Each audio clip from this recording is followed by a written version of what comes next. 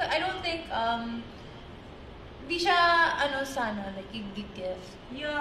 Bini Ayan, Bini members nagpahayag na di dapat i-normalize ang pagbibigay ng live pets as gift ng mga fans.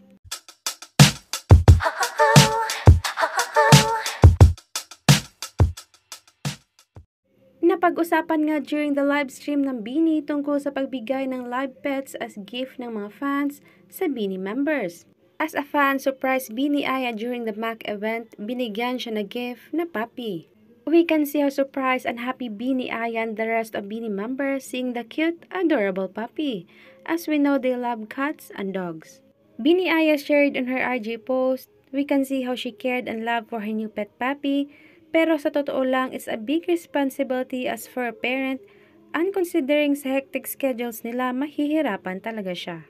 Ito din ang rason kung bakit inuwi si Lingling sa Cebu sa pamilya ni Bini Aya para mas maalagaan dahil sa hectic na schedules ng Bini. Ang cute ng mga aso, guys.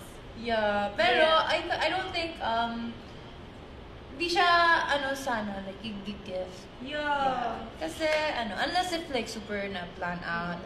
And the rest of Bini members pahayag na di dapat i-normalize ang pagbibigay ng live pets as gift ng mga fans without consent and coordination. Potion Project stand on this matter, a non-profit organization dedicated to the rescue, rehabilitation, and rehoming of abused and neglected animals. Pets are not gifts, pets are lifetime commitments. We're calling out those deciding to give pets as gift without properly considering how it will impact the receiver. This is a lesson on consent.